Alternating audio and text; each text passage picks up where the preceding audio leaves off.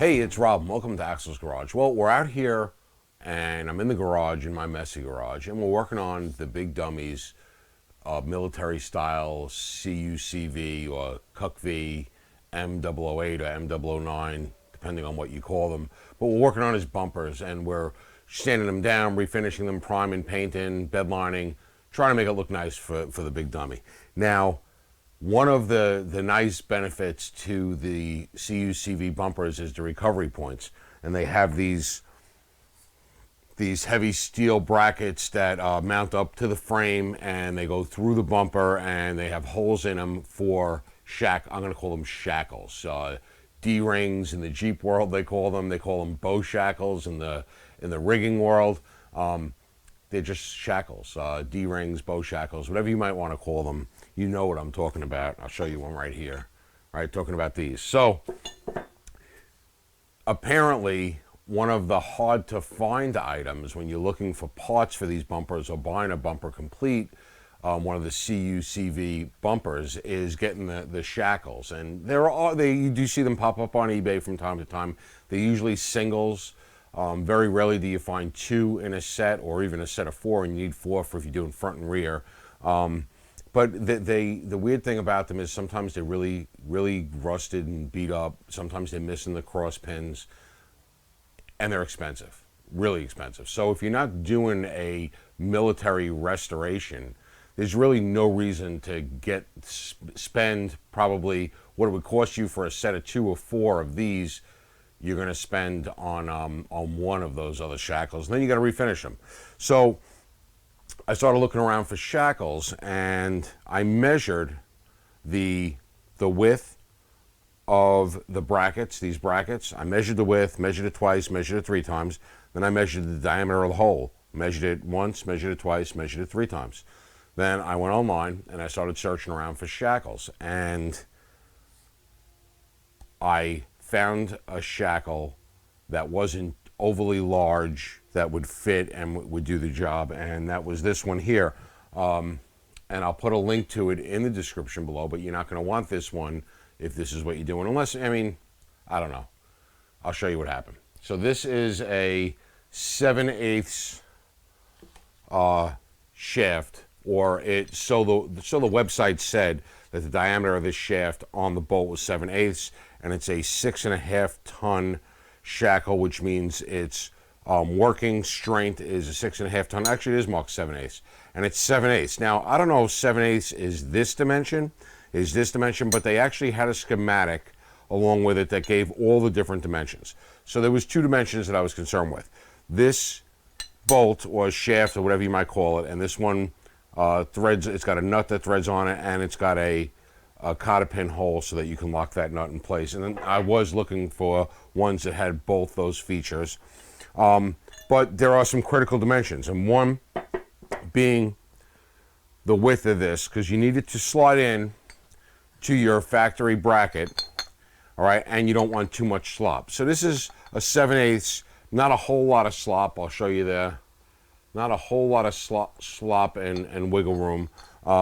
So not too bad. I'm satisfied with the 7/8.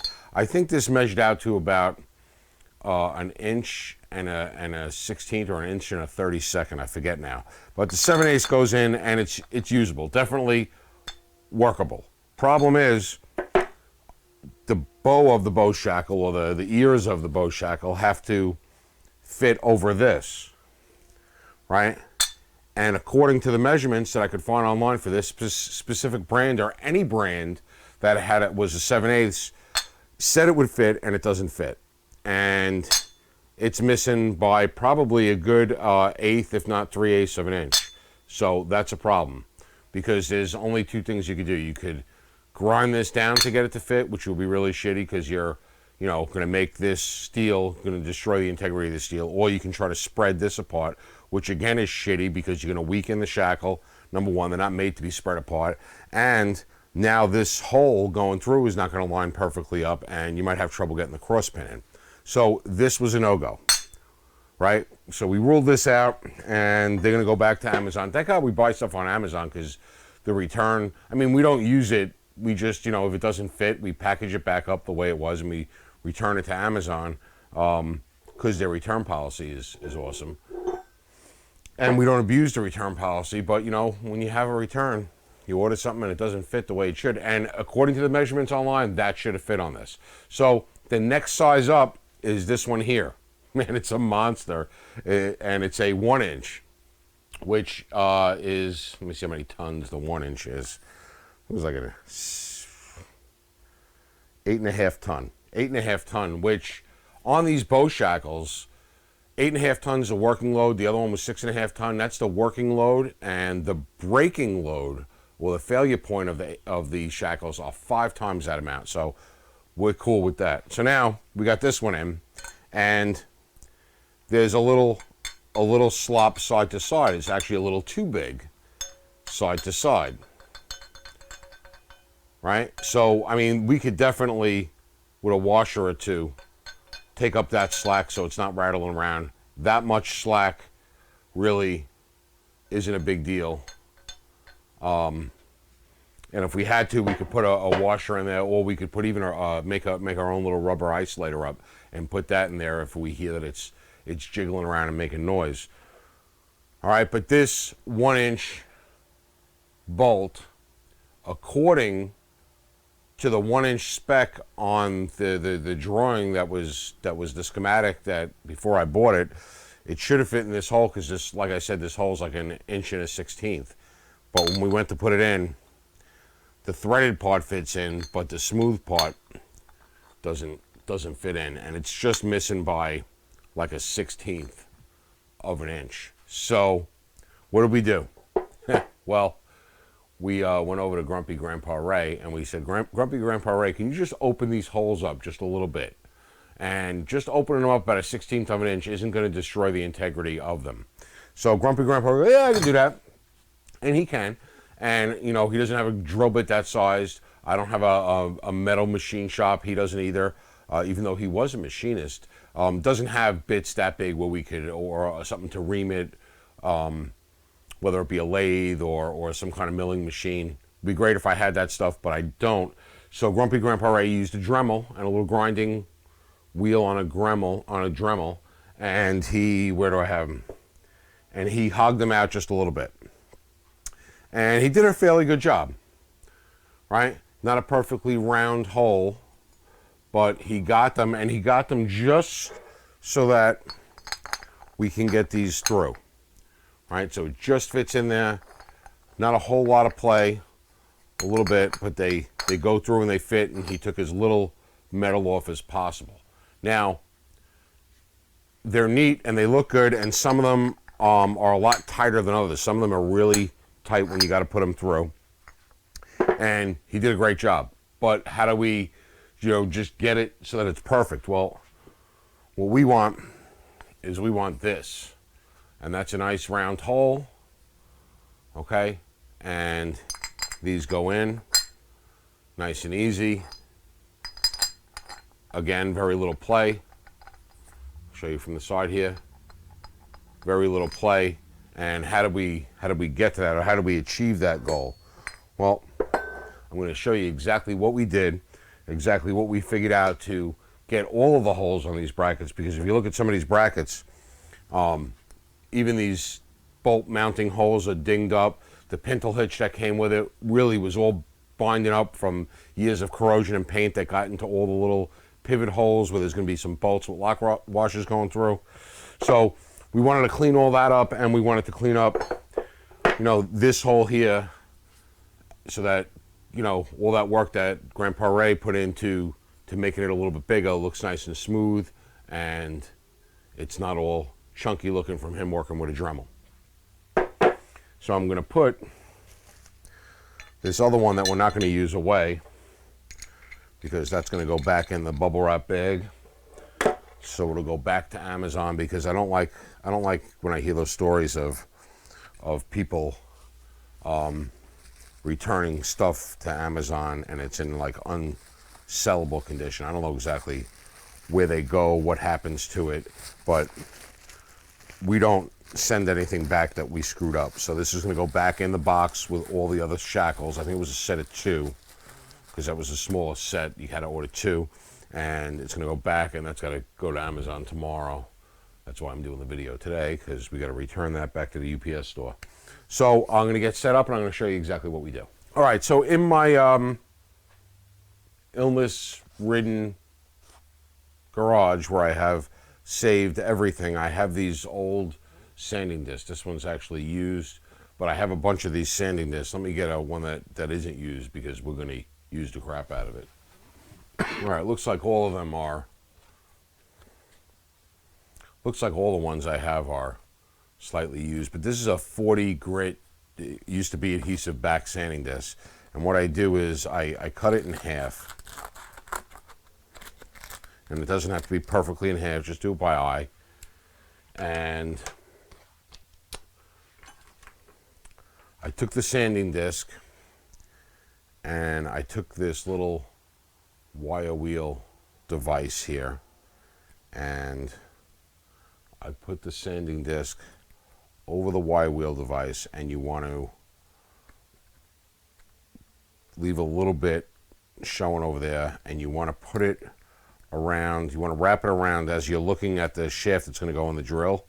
You want to wrap it around counterclockwise so that when you're going forward with the drill, it's going this way and you're not gonna pick up that bottom edge. So I wrap it over, and then I took some masking tape. This is painter's tape. You could use duct tape, masking tape, really doesn't matter.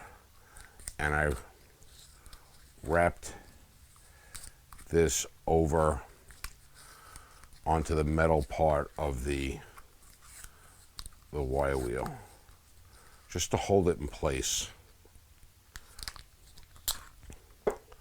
All right, don't worry about the part that's over the sanding disc, that's okay. And then I just crunch this down to make like a little dart hole. And don't worry about this, because the masking tape will get worn away and we're still going to be using it. So I'm going to put it in a drill. All right, lock it down in the drill like that. Okay, and what I did was I put my piece in the vise, and I'm going to move the camera. This way you can get a real good look at what I'm doing. Now, I come in, and I get the sanding disc in, and just real slow, start to turn while I'm giving pressure going in. And try to get the whole thing in. And once I see that it's going in, then I can give it some continual pressure. Now, when it gets to here is really where it's going to start doing its job.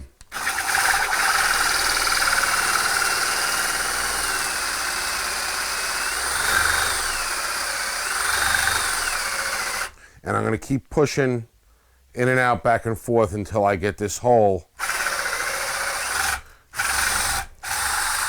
nice and smoothed out. And you can see that just a little bit is already smoothing out this hole. And you go right with your finger, and you can see now if I go past where the tape is where the sanding disc is actually sitting on the metal part of that little tiny bullet style wire wheel.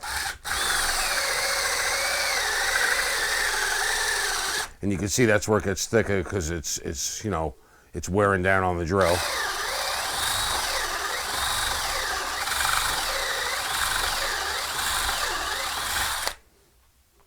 And then give it a feel and see if the bumps are out. And if you're satisfied with that, which, oh, I'm off camera. I'm pretty satisfied with that.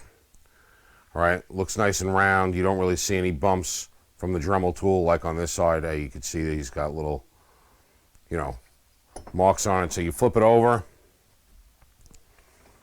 and you might be able to get away with the same one. Otherwise, swap over to your other half. And this was just a used 40 grit, you know, grinding disc, sanding disc.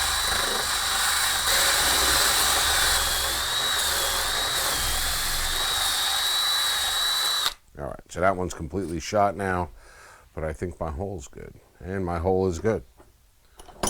We'll pull that out of here, and now I got a nice round hole on both sides. It looks pretty good.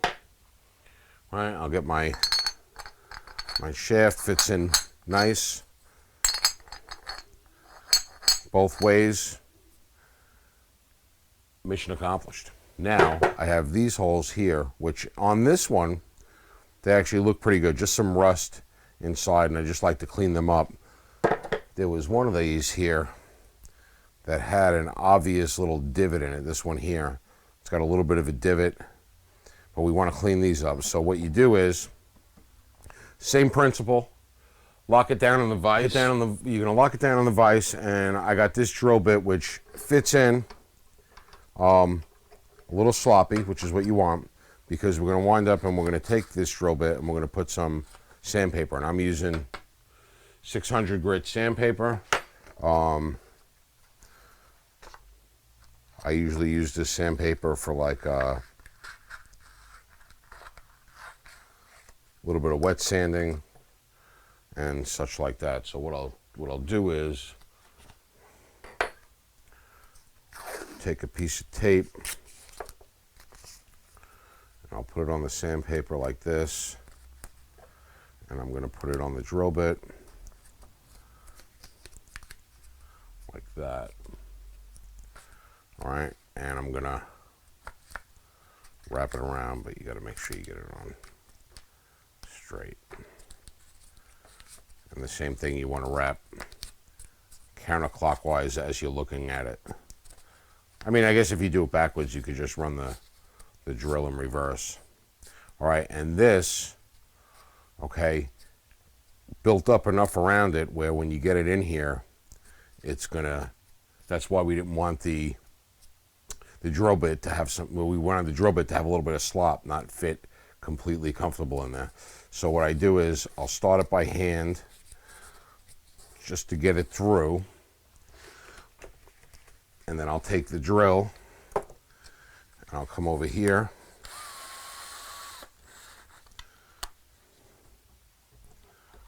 This is a 15-30 seconds.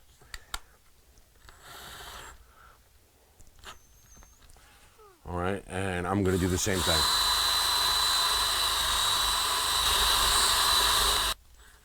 And then grab it, and you can put it in the next one. Get it, find the other end.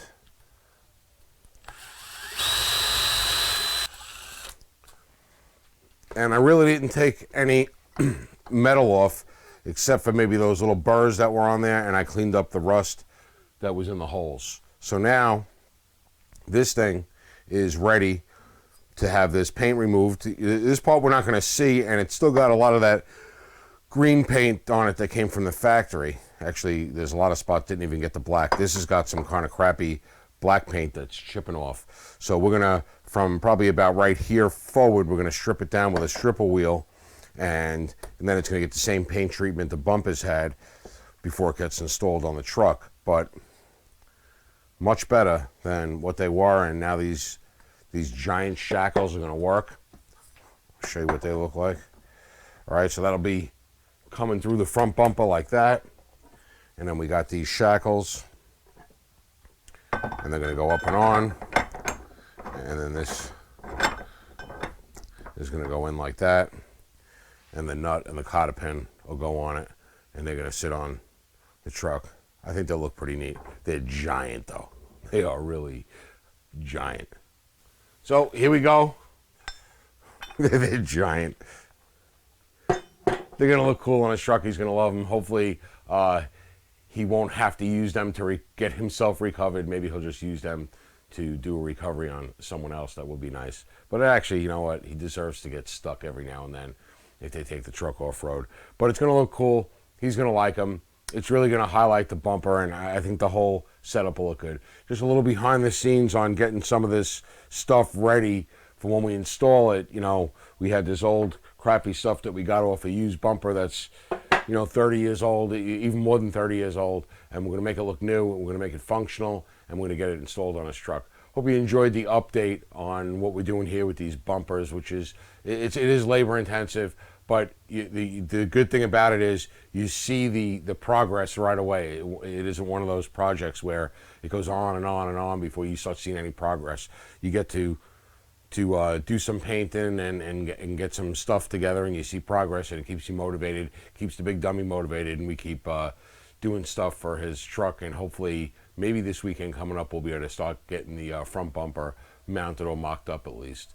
And we'll be moving along on the K5 project. If you haven't checked out, we're putting all the K5 videos are going in the K5 playlist, and then all this exterior project that we're doing is all going in an exterior playlist, separate from itself from the regular K5 playlist. So if you want to follow along on those videos, check out those playlists. We'll link them in the description below. We'll also link the D-rings in the description below as well. See, now I'm calling them D-rings. They were bow shackles before, now I'm calling them D-rings.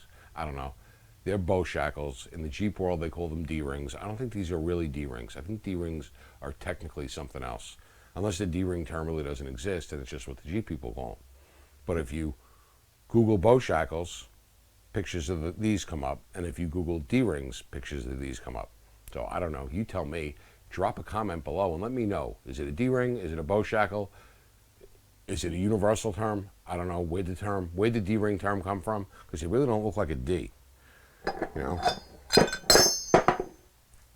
This definitely doesn't look like a D.